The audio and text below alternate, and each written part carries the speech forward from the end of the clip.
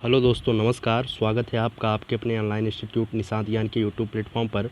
मैं नितिन उपाध्याय आपका स्वागत करता हूं। आज मैं जो है आप लोगों के सामने कुछ दोस्तों के कमेंट आए कि भैया यूपी बीटीसी और डीएलएड के बारे में क्या सूचना है, तो उन सभी सूचनाओं को आपके साथ शेयर करने वाला हूँ। ठीक है। तो वर्तमान में कोरोना वायरस वैश्विक महामारी के कारण किस तरीके की स्थिति है, क्या अब की बार बीटीसी होगा कि नहीं होगा, वही बीटीसी जिसका आज का नाम डीएलएड है। ठीक है। तो इस वीडियो में पूरी तरीके से चर्चा की जाएगी कि यूपी बीटीसी कब तक आवेदन आएगा, इसकी योग्यता क्या होती है, इसकी फ़ीस क्या होती है, चयन प्रक्रिया क्या होती है, संपूर्ण डिटेल में चर्चा आपके सामने की जाएगी। अगर आप चैनल पर नए हैं, चैनल को सब्सक्राइब करिएगा। वीडियो पसंद आए तो वीडियो को लाइक करिएगा। ठीक है। शिक्षक बनने की तमन्ना जो है हमें बीटीसी और बीएड की तरफ खींचती है। तो आप भी अगर इस तरीके की वीडियो देखना चाहते हैं, शिक्षक बनना चाहते हैं, तो आप भी जो है बीटीसी या बीएड करना चाहते होंगे। तो देखिए, बीएड का फॉर्म तो भरा जा चुका है। कुछ लोग केवल और केवल प्राइमरी का शिक्षक बनना चाहते हो, तो केवल और केवल बीटीसी करना चाहते होंगे। तो उसके बारे में संपूर्ण जानकारी आपके सामने साझा करने वाला हूँ। चलते हैं, शुरू करते हैं आज का सेशन। सबसे पहले स्लाइड पर चलते हैं। डीएलएड बीटीसी, देखिए मैं आपको बता दूं, प्रारंभ में इसका नाम बीटीसी था और आज की डेट में इसी बीटीसी का नाम डीएलएड रख दिया गया है। इसमें आपको कोई कन्फ्यूजन नहीं होना चाहिए। ठीक है। इसी का नाम जो है आज डीएलएड कहा जाता है। आपसे अगर पूछा जाए कि इसका ऑनलाइन आवेदन कब से शुरू होगा, तो दोस्तों मैं आपको बता दूं कि इसका जो फॉर्म आता था वो संभवतः मई और जून की संभवतः जो है अधिकांशतः पिछले वर्षों में मई और जून में आ जाता था। लेकिन आज की डेट में 2020 में कोरोना वैश्विक महामारी के कारण, कोविड-19 के कारण फॉर्म थोड़ा सा लेट हो सकता है। यह फॉर्म जो है जुलाई में आ सकता है। कब आ सकता है? जुलाई लास्ट और अगस्त के फर्स्ट सप्ताह में इसका फॉर्म आ सकता है। ठीक है। तो आप ध्यान रखिएगा, जुलाई लास्ट में और अगस्त के फर्स्ट वीक में डीएलएड और बीटीसी, मतलब कि वही बात है, डीएलएड या बीटीसी का फॉर्म आ सकता है। ठीक है। तो इसके बारे में आप एकदम स्थापित रहिए, एकदम शांतिचित्त रहिए कि आपका जो फॉर्म आएगा वो अगस्त में फर्स्ट वीक में आ सकता है अथवा जुलाई के लास्ट में आ सकता है। ठीक है। तो आगे चलते हैं, अगली स्लाइड पर है योग्यता क्या होती है। भैया अगर आप बीटीसी करना चाहते हैं तो आप बीटीसी क्यों करेंगे? तो आप जानते होंगे, आप बीटीसी जो है, आप शिक्षक बनने की तमन्ना जो है आपको बीटीसी करवाती है।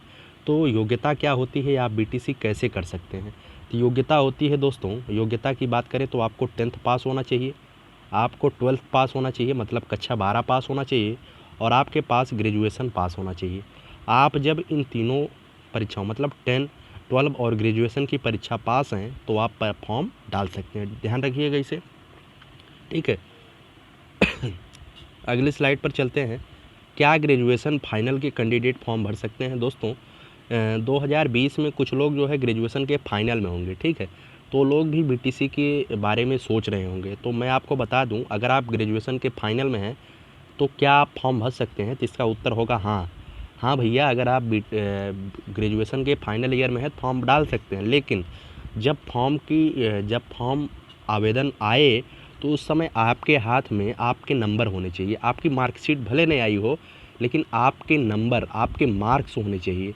आप हिंदी में कितना पाए हैं, संस्कृत में कितना पाए हैं, मतलब जिस सब्जेक्ट से ग्रेजुएशन कर रहे हैं उसका रिजल्ट आ जाना चाहिए। ठीक है।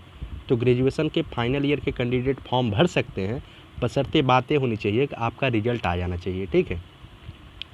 तो अगर आप ग्रेजुएशन के फाइनल ईयर में हैं तो तब तक आपका रिजल्ट आ जाएगा जुलाई के लास्ट तक। ठीक है। तो आप शांतचित्त रहिए, आप भी फॉर्म डाल सकते हैं। ठीक है। तो चलिए आगे बात करते हैं। आगे है क्या होती है चयन प्रक्रिया। देखिए दोस्तों, बीएड में क्या होता है, बीएड में एंट्रेंस एग्ज़ाम होता है, लेकिन बीटीसी में क्या होता है, बीटीसी में एंट्रेंस एग्ज़ाम नहीं होता है। इसमें जो है मेरिट के आधार पर भर्ती की जाती है। ठीक है। किसके आधार पर भर्ती की जाती है? मेरिट के आधार पर भर्ती की जाती है। अगर आपसे पूछा जाए कि मेरिट किस तरीके से बनता है, ठीक है, आपसे पूछा जाए कि मेरिट किस तरीके से बनता है, ठीक है, जैसे आपने हाई स्कूल में 10th में प्राप्त किया है 60% अंक। कितना प्राप्त किया है? 60% अंक। तो सीधे डायरेक्टली इसका 60%। 12th में आपने पाया है 70% अंक, इसका 70%। और ग्रेजुएशन, मतलब मैं लिख रहा हूँ बीए में आप पाए हैं 70%। तो इन्हीं तीनों को ऐड कर लिया जाता है, ठीक है। जब इन तीनों को आप ऐड करेंगे तो 200 बन रहा है। देखिए 70 70 140 60 200, आपकी जो मेरिट बन रही है वो 200 बन रही है, ठीक है। तो चयन प्रक्रिया मेरिट के आधार पर होती है और मेरिट सेम उसी तरीके से जोड़ा जाता है। 10th का परसेंटेज, 12 का परसेंटेज और ग्रेजुएशन का परसेंटेज डायरेक्टली जोड़ दिया जाता है, ठीक है। तो जैसे आपने 10th में 60% पाया है, 12th में 70% पाए हैं, BA में 70% पाए हैं, तो कुल मिलाकर आपकी जो मेरिट बनेगी वो 200% का बनेगा, ठीक है। 200 मार्क्स का बनेगा, बोलिए आप मार्क्स बोलिए, 200 मार्क्स का आपका परसेंट वो कट ऑफ बनेगा, 200 मार्क्स आपका गुणांक बनेगा, ठीक है। आपकी मेरिट 200 बनेगी, ठीक है। तो यही होती है चयन प्रक्रिया। चयन प्रक्रिया पूर्णतः मेरिट पर आधारित होती है, कोई एंट्रेंस एग्जाम नहीं होता है।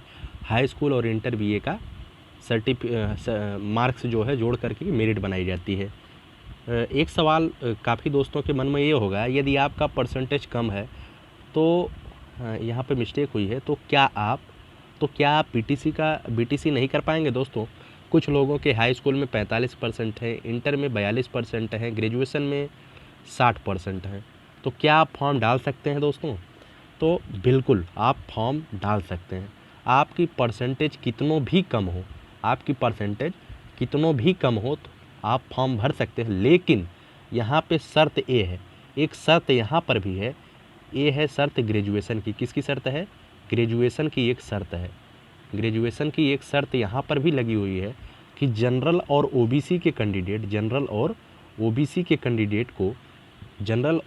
के कैंडिडेट को मिनिमम 50% अंक पाना अनिवार्य है ग्रेजुएशन में। अगर आपका परसेंटेज 50% से कम है तो आप BTC नहीं कर सकते हैं। SC और ST के कैंडिडेट के लिए ग्रेजुएशन में 45% अंक पाना अनिवार्य है। हाई स्कूल इंटर का कोई बाध्यता नहीं बनाई गई है, लेकिन ग्रेजुएशन की बाध्यता बनाई गई है, ठीक है। तो जनरल और OBC के कैंडिडेट को ग्रेजुएशन में 50% अंक पाना अनिवार्य है और SC और ST के कैंडिडेट को 45% अंक पाना अनिवार्य है, तो ही आप BTC कर सकते हैं, ठीक है। तो इसकी जानकारी आपको अवश्य होनी चाहिए। अगर आपका 49% है और जनरल OBC के वर्ग से बिलोंग करते हैं तो आप फॉर्म नहीं डाल पाएंगे, ध्यान रखिएगा इसे, ठीक है। तो मेरिट आपकी कितनों भी कम हो, लेकिन बशर्ते जो न्यूनतम उसका बनाया गया है, एक क्राइटेरिया बनाई गई है ग्रेजुएशन की, उसे आपको पूरा करना है। हाई स्कूल में आप 33% पाए हैं तो उससे कोई मतलब नहीं है, ठीक है। आप आसानी से BTC कर सकते हैं, ठीक। अगली स्लाइड पर चलते हैं। फीस क्या होती है कोर्स की? सबसे पहले मैं बात करता हूँ कोर्स की अवधि। आप DLED करना चाहते हैं तो भैया DLED कितने साल में पूरा होगा या BTC कितने साल में पूरा होगा? तो मैं आपसे बता दूं, ये 2 वर्षीय कोर्स है। कितने वर्ष का है? 2 वर्ष का कोर्स है। इसमें जो है 6 महीने के 4 सेमेस्टर होते हैं। 6 महीने के 4 सेमेस्टर होते हैं, ठीक है। तो आपको क्लियर हो गया होगा, 2 वर्ष का कोर्स है, 6 महीने के 4 सेमेस्टर होते हैं, ठीक है। 6 महीने के 4 सेमेस्टर होते हैं, चारों सेमेस्टर की अलग अलग परीक्षाएँ होती हैं, ठीक। अब फीस की बात की जाती है। कुछ लोग पूछते हैं भैया फ़ीस कितनी होती है?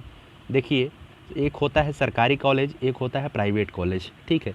तो सरकारी कॉलेज की जो फ़ीस होती है, अगर ये 2 साल का है, देखिए 2 साल का ये कोर्स है, तो सरकारी कॉलेज की जो फ़ीस होती है 10,000 रुपये होती है। 1 साल की सरकारी कॉलेज की फ़ीस 10,000 होती है। पहली साल भी 10,000 लगेगा, दूसरी साल भी 10,000 लगेगा, ठीक है। लेकिन अगर आपको जानना है प्राइवेट कॉलेज की फ़ीस कितनी होती है, तो मैं आपको जानकारी के लिए बता दूं, प्राइवेट कॉलेज की फ़ीस 41,000 रुपये होती है। कितनी होती है? 41,000 रुपये होती है 1 साल की। दूसरे साल की भी उतने पड़ जाता है 41,000। मोटी मोटा आप समझ लीजिए 41 हो गया आपका 82,000 रुपये। और कुछ कॉलेज का भी खर्चा पड़ता है, जैसे आप प्रैक्टिकल दे रहे हैं, आप कुछ कॉलेज की फैसिलिटी होती है। कुल मिलाकर के आप समझ लीजिए आपका 1 लाख रुपये खर्चा होने वाला है। अगर आप प्राइवेट BTC करना चाहते हैं तो आप इतना मान के चलिएगा कि आपका 1 लाख रुपये खर्चा होने वाला है, ठीक है। अगर आप सरकारी कॉलेज से कर रहे हैं तो 10-10 हज़ार रुपये मात्र आपका फ़ीस लगेगा। तो आपको फ़ीस के बारे में पूरी नॉलेज हो गई होगी, कोई भी कन्फ्यूजन नहीं होगा, ठीक है। चलिए चलते हैं अगले स्लाइड पर। अगले स्लाइड पर है उत्तर प्रदेश में सीटों की संख्या कितनी है। उत्तर प्रदेश में यदि आप BTC करना चाहते हैं, कुछ लोग कहते हैं आपसे पूछा जाए, आपको जानकारी भी होनी चाहिए कि उत्तर प्रदेश में BTC की सीटों की संख्या कितनी है, सरकारी कितनी है, प्राइवेट कितनी है। मैं आपको बता दूं, उत्तर प्रदेश में BTC की जो सीटों की संख्या है वो है 2.25 लाख। कितनी है? 2.25 लाख। अब 2,25,000, इसे ऐसे ही बोलिए 2,25,000, जिसमें सरकारी कॉलेज की जो सीट है वो है 10,600। कितनी है? 10,600। 10,600 सीट सरकारी कॉलेज की है और बकिया बची जितनी भी सीटें हैं सब प्राइवेट कॉलेज की है। ठीक है। अगर उत्तर प्रदेश में बात की जाए, उत्तर प्रदेश में बीटीसी कॉलेजों की संख्या कितनी है तो 2867 है। 2,867 बीटीसी कॉलेज है। ठीक है। तो उत्तर प्रदेश में सरकारी कॉलेज मतलब वही जो ज़िले पर होते हैं, डाइट, जिला प्रशिक्षण संस्थान, उसी को डाइट बोला जाता है। ठीक है। जिला प्रशिक्षण संस्थान वही सरकारी कॉलेज होता है। पूरे उत्तर प्रदेश में केवल 10,600 सरकारी सीटें हैं और 2867 बीटीसी कॉलेज हैं और जो टोटल संख्या है वो 2.25 लाख है। आपको इससे कोई मतलब नहीं है आपकी परसेंटेज कितनों भी कम हो, मात्र ग्रेजुएशन की क्राइटेरिया आपको 50% और 45% वाला पूरा करना है, आप बीटीसी कर सकते हैं। देखिए, आप प्राइवेट ही बीटीसी करिए या सरकारी ही करिए, थोड़ा सा फीस का आगे पीछे फ़र्क पड़ता है, लेकिन चाहे आप प्राइवेट से करिए चाहे आप सरकारी से करिए, उसका कोई अंतर नहीं होता है कि मैंने सरकारी से किया है मेरा महत्व दूसरा होगा, आपने प्राइवेट से किया है तो आपका महत्व दूसरा होगा। महत्व एक ही होगा, चाहे आप सरकारी से करिए चाहे आप प्राइवेट से करिए। ध्यान रखिएगा इसे। कोई आपको अगर अफवाह में बताता है कि मैं सरकारी से कर रहा हूँ मेरा महत्व दूसरा है, तो दोस्तों कोई महत्व नहीं है। आप भी बीटीसी कर रहे हैं, मैं भी बीटीसी कर रहा हूँ, तो उसका कोई अंतर नहीं होता है। ठीक है। तो चलिए, इतनी जानकारी आपके पास हो गई है। अब कुछ जानकारी और ले लेते हैं। जैसे कि अगर कुछ लोग सोच रहे होंगे मुझे जो है डाइट से बीटीसी करना है, तो पिछले वर्ष की कट ऑफ क्या रही है। देखिए, सरकारी कॉलेज की ही कट ऑफ आपको बताई जाएगी। प्राइवेट कॉलेज में आपकी कितनों भी कम कट ऑफ हो, आपको प्राइवेट कॉलेज तो मिल ही जाता है। तो सरकारी कॉलेज की जो कट ऑफ रही है पिछले वर्ष की, मोटा कट ऑफ आप जान लीजिए। वैसे तो हर जिला वाइज कट ऑफ अलग अलग जाती है, लेकिन 225 से, ध्यान रखिएगा, 225 से 230, 225 से 230 कट ऑफ गया था जनरल का। ठीक है। जनरल का कट ऑफ गया था 225 से 230। ओबीसी का कट ऑफ गया था 220 से 25। ठीक है। 220 से 25 गया था ओबीसी का कट ऑफ। एससी का कट ऑफ गया था, एससी का कट ऑफ गया था 200 से 220। ठीक है। 200 से 220 गया था एससी का कट ऑफ। अगर बात की जाए एसटी के कट ऑफ की, तो 180 से 200 के बीच गया था एसटी के कट ऑफ। ठीक है। तो अगर आप जनरल वर्ग से बिलोंग करते हैं, आपका कट ऑफ, आपकी मेरिट जो है 225 से 230 के बीच बनती है, तो आप यकीन मानिए कि आपको कोई ना कोई जिला प्रशिक्षण संस्थान अर्थात डाइट कॉलेज मिल सकता है, सरकारी कॉलेज मिल सकता है। अगर आप उससे कम है तो आपको प्राइवेट कॉलेज मिलेगा। ध्यान रखिएगा इसे। ठीक है। तो प्रीवियस ईयर का कट ऑफ यही था। आगे क्या जानकारी है? आगे जानकारी है नौकरी के अवसर कहाँ पर है। भैया, अगर आप बीटीसी कर रहे हैं तो बीटीसी करने के बाद नौकरी का अवसर कहाँ पर होता है। ठीक है। तो नौकरी के अवसर जो है प्राइमरी स्कूलों में होता है। किस में होता है? प्राइमरी में होता है और जूनियर कॉलेज में होता है। प्राइमरी और जूनियर स्कूलों में आप एज ए असिस्टेंट टीचर, आप एक सहायक अध्यापक के रूप में नियुक्त हो सकते हैं। ठीक है।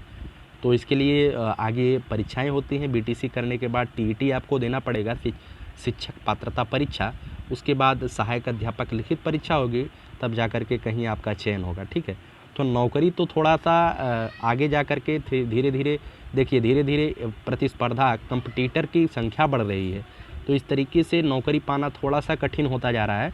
लेकिन आप अगर बीटीसी किए रहेंगे तभी तो आप आगे टीईटी देंगे, सुपर टीईटी देंगे। उससे पहले ही आप सोच के हार जाएंगे मैं टीईटी पास ही नहीं होऊंगा, तो ऐसा क्या मतलब है, आप नहीं पा पाएंगे नौकरी ना। तो अगर आपको शिक्षक बनना है तो आपको बीटीसी या बीएड तो करना ही पड़ेगा। तो पहले आप बीटीसी और बीएड पर कंसंट्रेट होइए, उसके बाद आपको टीईटी और सुपर टीईटी करना है। समझ में आया आपको? अगले स्लाइड पर चलते हैं। क्या जानकारी है आपके लिए? आपके लिए एक जानकारी मैंने थोड़ा सा लगाया है, बीएड या बीटीसी क्या उचित है।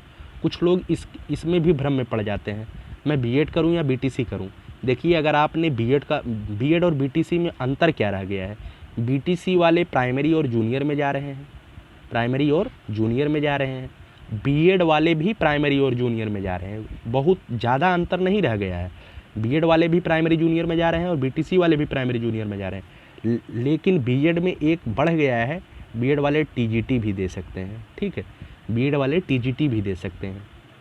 तो अगर आप बीएड करना चाहते हैं तो इस समय जो है बीएड करना आपके लिए थोड़ा सा अच्छा पड़ेगा, क्योंकि आप प्राइमरी टीचर भी बन सकते हैं, जूनियर टीचर भी बन सकते हैं, टीजीटी मतलब कि हाई स्कूल के टीचर भी बन सकते हैं। तो बीएड करना आपके लिए ज़्यादा उपयुक्त रहेगा। लेकिन अगर आपने मन बना ही लिया है मुझे प्राइमरी और प्राइमरी में ही नौकरी करनी है, तो आपके लिए बीटीसी बहुत ही उच्च अवसर लेकर आता है, सुनहरा अवसर है आपके पास। आप बीटीसी कर लीजिए और सहायक अध्यापक के पद पर नियुक्त होकर के प्रदेश की सेवा करिए, ठीक है। थोड़ा सा उसके बारे में मैं आगे बताऊंगा किस तरीके से आप प्राइमरी में टीचर बन सकते हैं। तो तब तक आप वीडियो का वेट करिएगा, दूसरा वीडियो आपके सामने ज़रूर आएगा। अगर आपको ये जानकारी जो मैंने साझा किया है अगर आपको अच्छी लगती है तो चैनल को सब्सक्राइब करिए, वीडियो पसंद आए तो वीडियो को लाइक करिए। अगला वीडियो होगा कि प्राइमरी का टीचर आप किस तरीके से बने, ठीक है। बहुत बहुत धन्यवाद वीडियो को पूरा देखने के लिए। जय हिंद, जय भारत।